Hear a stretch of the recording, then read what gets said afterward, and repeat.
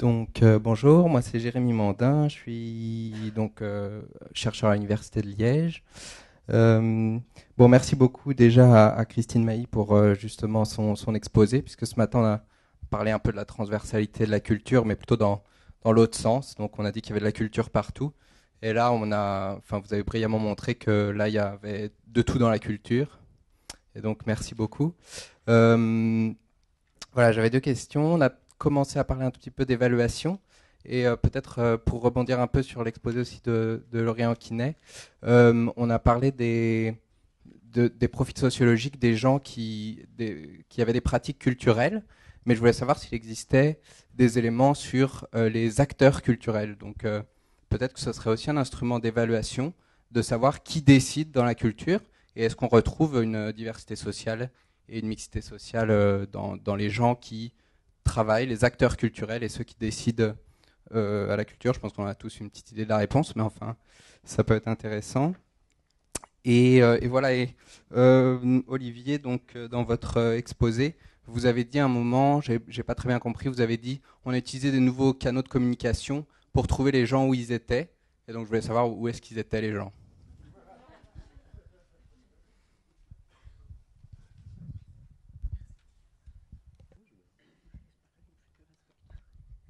Vous vouliez que qui réponde à votre question? N'importe. Par rapport où étaient les gens. Donc c'est le projet sur la sucrerie. Donc il s'agissait d'aller donner la parole aux gens qui travaillaient dans cette sucrerie, qui effectivement avaient à un moment donné perdu leur emploi. Et donc voilà, on a fait un projet un peu similaire avec les Forges de Clabec, où on a dû retourner pour essayer de récolter une parole. C'était un objectif, donc voilà, après ça se fait pas, c'est très très compliqué parce que, par exemple, dans le cas de Clabec, les gens avaient vécu le traumatisme tellement violemment qu'ils ne voulaient plus parler, les choses étaient enfermées, et donc faire ressortir cette parole a été un vrai travail de contact. Donc on est retourné dans les bars, boire des pots avec voilà, et puis trouver des gens, et puis demander s'ils étaient d'accord de parler, et puis demander s'ils étaient d'accord qu'on enregistre ce qu'ils nous disaient, puis enfin voilà, et petit à petit les choses sur vraiment plusieurs mois. Donc ce que je veux dire, c'est qu'on a souvent tendance, parce qu'on mettait ça dans la case information plutôt que communication, moi je parlais plutôt d'information, à dire ben, on informe puisqu'on a un site internet, on envoie une newsletter. Non, c'est pas ça, c'est une partie, mais il y a toute une partie de travail d'animation, de médiation, enfin je sais pas comment on peut appeler ça, mais c'est vraiment ce travail-là. Qui décide dans la culture? Qui veut répondre dans la salle? Il y a des gens qui peuvent répondre. Mais oui, voilà. Quels sont les chemins qui conduisent qui, où, à quel endroit, et quelle est la stabilité de ces choses-là? Et puis aussi, c'est pas seulement qui décide, mais dans quelle forme d'organisation on décide, dans le commissionnement, dans l'administration, dans le lien entre le politique et l'administration, enfin, etc. Voilà, je n'en dirai pas plus là-dessus. Il y avait une autre question là-bas.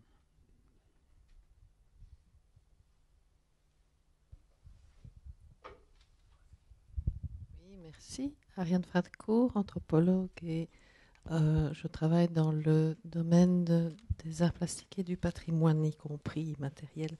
J'ai deux questions pour Madame Mailly.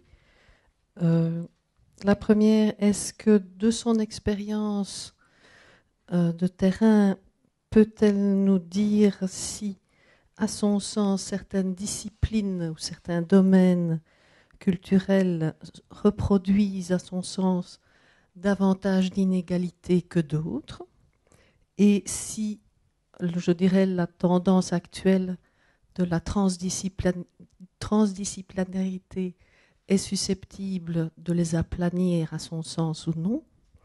Et deuxième question, est-ce qu'à son avis, certains types d'institutions culturelles qui sont davantage liées au pouvoir public que d'autres sont plus ou moins susceptibles effectivement de lutter efficacement contre la pauvreté? Merci.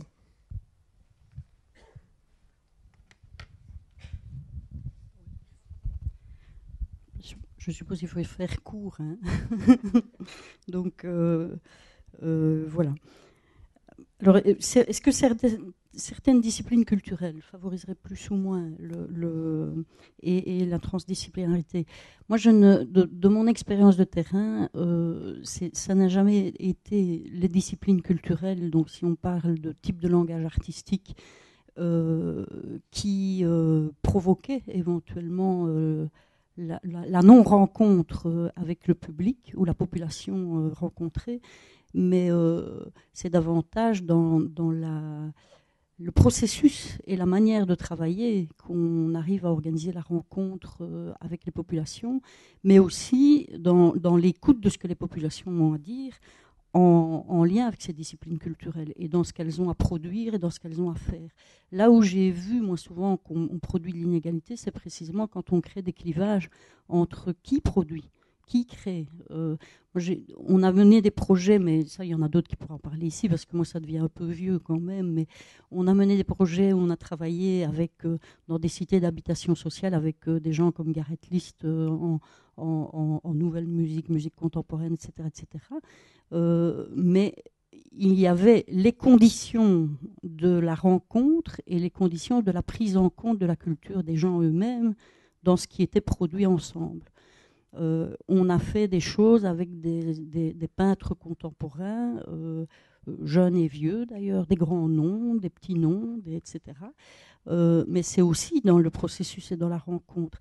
Ce qui est une des choses qui fait, je pense, qui fait problème, mais c'est qu'une des choses, c'est en tout cas le clivage absolument présent et permanent qui se trouve entre ce qui serait de l'ordre de la création professionnelle, mais dans la création professionnelle, ce qui serait de l'ordre de la mode.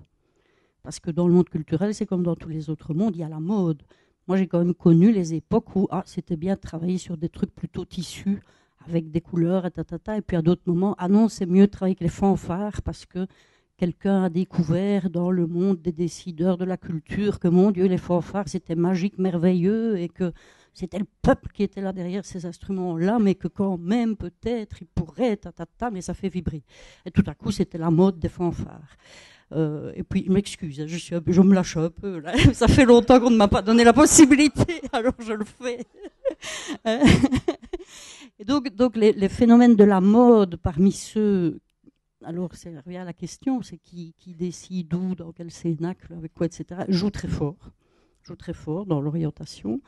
Mais derrière le phénomène de la mode, il y a le phénomène du marché. Parce que je crois qu'il ne faut quand même pas sortir du fait que la culture n'est pas indemne du capitalisme. Hein, et que donc, on a, par voie indirecte, le fait d'arriver à ce phénomène de mode-là, parce que sur le marché de l'art, par exemple, dans les galeries, c'est plutôt ça qui est poussé.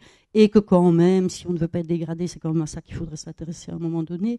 Qu'il est très difficile dans la culture, c'est plus ça, je pense, qui fait le problème de dire que moi, quand j'étais directrice à la Maison de la Culture Femmes et Ardennes, il m'arrivait pour briser des choses et parce que je ne supportais plus le fait des clivages, etc., et que je les subissais moi-même et que je les vivais très mal moi-même, de dire oui, j'aime bien la chanson, voilà que j'ai oublié le titre, merde, ça c'est que je vieillis, de Mike Brandt, parce que je l'ai entendu le jour où je prenais le train qu'on a à la radio qui s'était suicidé et que j'ai pleuré et qu'elle m'est toujours restée dans la tête. Oui, j'aime bien d'aller voir Adamo avec ma mère parce qu'elle aime bien Adamo. Et oui, j'aime bien la musique de Gareth List parce que. Et oui, j'aime bien venir avec Daniel écouter un concert de musique contemporaine ici qui fait wing, wang, wang, auquel je ne comprends rien et pourtant j'aime bien de l'entendre. Et donc, c'est ce métissage-là qui est l'obstacle. On ne peut pas être tout ça à la fois.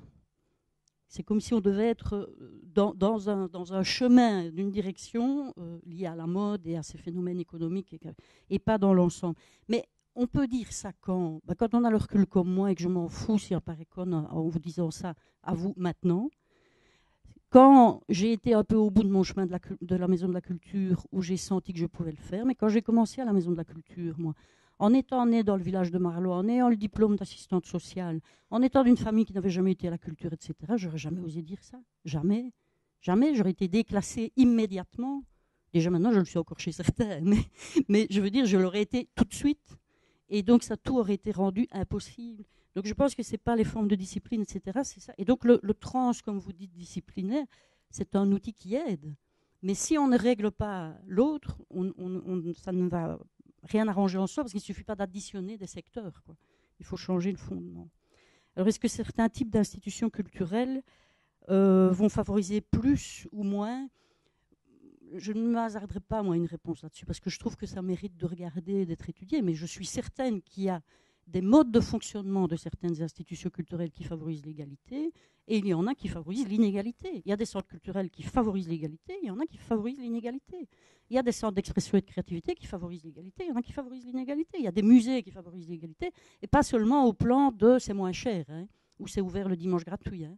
C'est dans la forme, dans l'accueil, dans la manière d'être, dans la reconnaissance de la culture des autres à l'intérieur des murs, dans la mixité des équipes qui composent.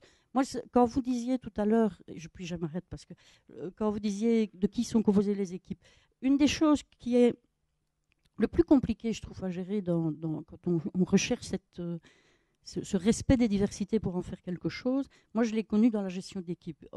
Ça, je peux parler. Alors, à l'ASBL Miroir Vagabond, j'ai cherché à ce qu'on ait une équipe de travail tout à fait mixte sur le plan des formations des gens, des classes sociales d'origine des gens et des trajets de vie des gens. Donc des gens qui ont des trajets de vie tout cassés, des gens, enfin voilà, des diplômes, d'autres pas de diplômes, d'autres artistiques, d'autres sociaux, etc. Une des choses qui est un outil et une garantie, mais qui est très compliqué, moi je n'ai pas dit du tout qu'on réussissait là tout le temps bien, hein, loin de là, c'est comment ces gens-là vivent ensemble, entre professionnels, pour créer quelque chose. Parce que c'est comment ils vivent ensemble qu'il faut arriver avec les populations. Et comment vivre ensemble, c'est quand, à midi, il faut régler une discussion où on a une personne dans l'équipe qui dit qu'elle défend le tuning qui va avoir lieu sur l'île de Launeux au mois de juillet. Donc vous voyez le tuning, hein, les voitures équipées là, qui font avec une femme sur le capot, etc. Hein, et qu'il adore ça, lui, il adore ça, et donc il trouve que c'est très bien, et qu'on en a une autre dans l'équipe qui dit scandale, abomination, l'environnement, la représentation des femmes, le tcha-tcha-tcha, le ta-ta-ta, le ta-ta. Et donc ça, c'est en débat.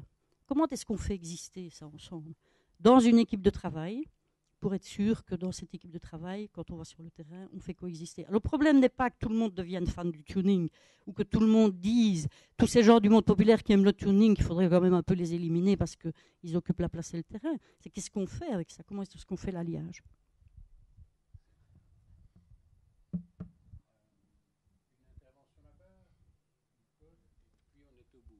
Oui, ça va ou ça va pas?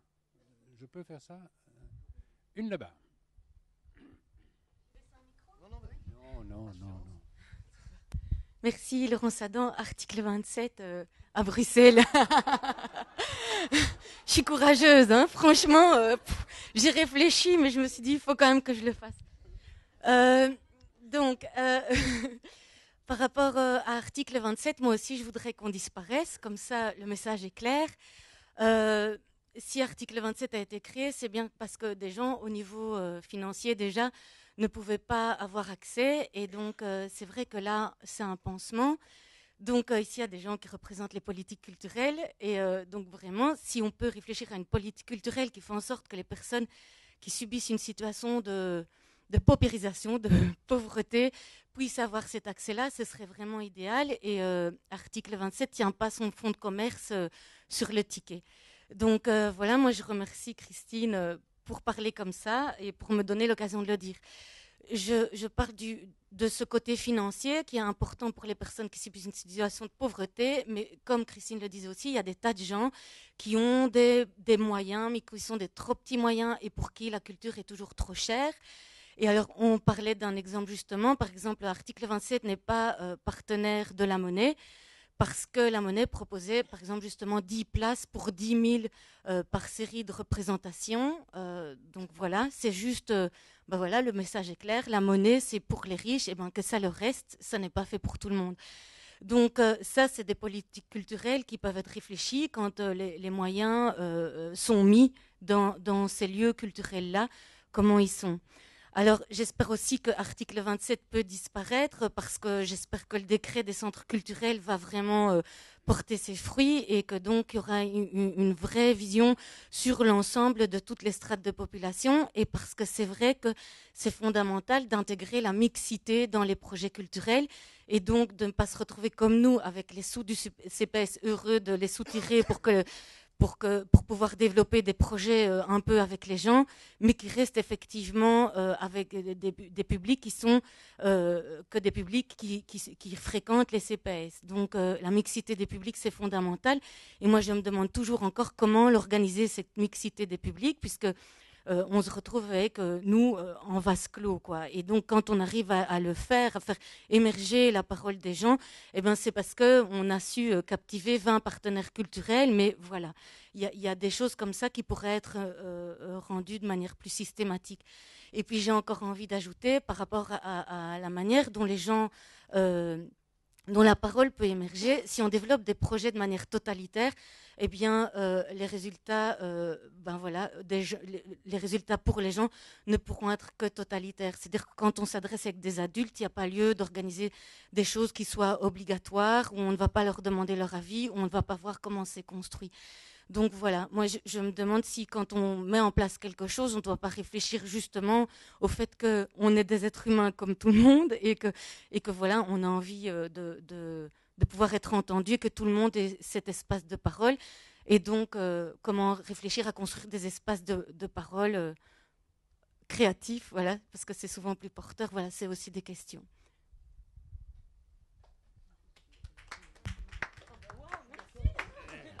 Mille merci. Hein.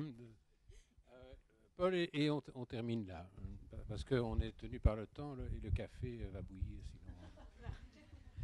Je commence par le lien entre tout ce qui a été dit et des notions de droit, c'est-à-dire une des grandes questions posées notamment par Meyerbeer et Céline aussi, c'est l'effectivité de ces droits. C'est-à-dire comment ces droits ils peuvent être décrits, analysés, proposés, réfléchis, traversés par différentes expériences, comment les rendre effectifs, et c'est certainement une des questions fondamentales. Moi, j'aimerais bien, je vais parler d'un mot qui n'a l'air pas du tout juridique, ça s'appelle la confiance.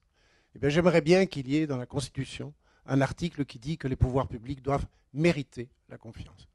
Et je dis ça de manière évidemment tout à fait utopiste, mais c'est parce que c'est à la fois une obligation, ce serait une obligation, parce que c'est aussi une nécessité fondamentale. Et c'est toi qui me l'as rappelé avec le cas de Clabec.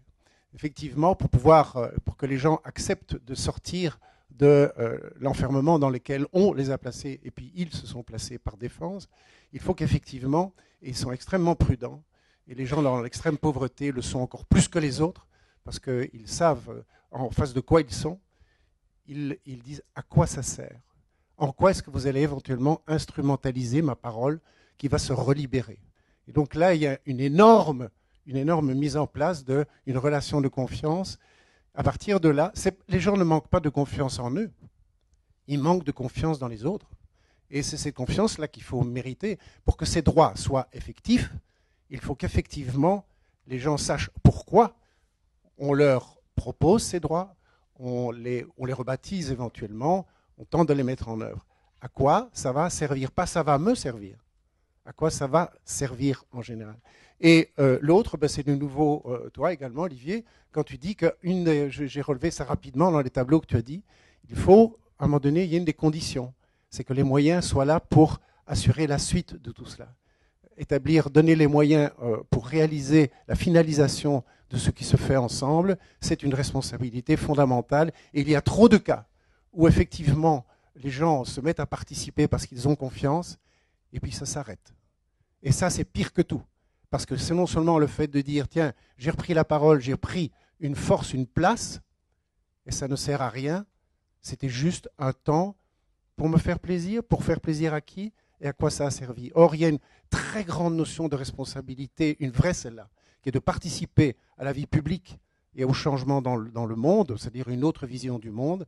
Et si elle est à ce moment-là éteinte, tout simplement parce qu'il n'y a pas le moyen de poursuivre, c'est vraiment un double enfermement. Alors si c'était ça, je ne sortirai plus, je n'irai plus, je ne serai plus là.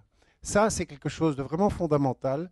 Je le dis, je ne pense pas que ça deviendra un article de la Constitution, Mais enfin, on peut toujours espérer.